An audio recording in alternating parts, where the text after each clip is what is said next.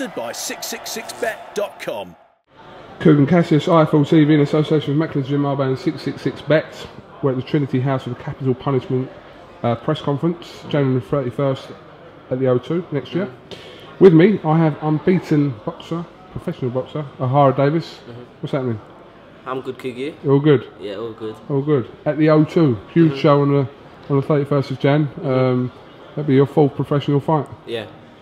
It'll be my fifth pro fight. I've got my fourth fight on Saturday.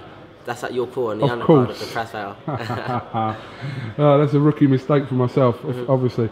All right, well, listen, let's talk about this weekend then. Obviously, you're fighting on the Prizefighter bill, not in Prizefighter, but you're fighting on the bill. Yeah. Who are you facing this week? The opponent should be confirmed in a few hours. So yeah, I've had a few opponents that I should have been fighting against, but a few of them have got caught in their last fight, so they've hurt their hand or they've just gone and pulled out. Most of them have just said no. So it's been really a headache to be or finding an opponent has really been a headache. So. But like you said, the say that will be confirmed later on today. But it's good for you. Obviously, you're fighting this side of Christmas, and obviously straight after, more or less, at the back end of next month. So the fights are rolling in for you.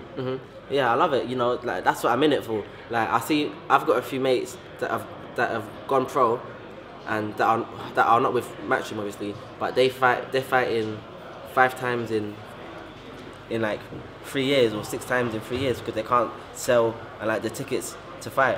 The good thing about Matchroom is that they got fights on often, so you're always going to be fighting and being kept busy, and I believe that's what we're all in a business for. How do you think your professional career has gone since you've started? 3 fights so far, 2 KOs in that 3 fights. It's gone really good. It's gone exceptionally good since I've been with Sims. I started training with Sims 5 weeks before my 3rd fight, and I look back on the tapes, my 2nd fight and my 3rd fight, and the difference. I went from there to there. So on my next fight, it should be another. I should raise the game again. So every fight, I'm going to be getting better and much better. So yeah, I think it's gone really well so far. I wouldn't change anything with how my boxing career's gone as a pro. How have you found working with Tony Sims? It's great. Since I've been with Sims, the work is extra hard. Super hard, you know. At times, we start 6:30 in the morning, 7 in the morning, and I hate waking up early and getting out of bed. But I've got to do it, and that's the thing about Sims is that I've been pushed so hard with Sims, and I've never had another coach that I've worked with push me as hard as Sims pushes me, and he pushes all the other fighters the same way. I know we spoke about this before, but you know. I love hearing the stories about you just going to random gyms in America, jumping in with people like Sean Porter and whoever, and just willing to spar them and holding your own as well in a lot of them. So you've obviously got the confidence there, Ohara. Yeah, definitely. You know, in Vegas I had a good time. I went to all these different gyms. I sparred the best. I sparred world champs, and I sparred, you know what I mean, a lot of the good amateur boxers when I was there, because I turned pro April this year, and I was in Vegas around February, so I wasn't a pro yet, but you know, I sparred a lot of good fighters there, and I've done good against everyone. So that was really the motivation for me to turn pro, because I was looking at these guys and they're winning titles and belts, and they're making all this money, and they got all this fame, and there's me. I'm only an amateur boxer, and I'm doing good against them. So I was like, you know, maybe if I go pro, I could be something as a pro. So that was the motivation for me to turn pro, really. You know, James Argent phoned me yesterday, and he phoned me for around half an hour. It was pure boxing talk from James Argent.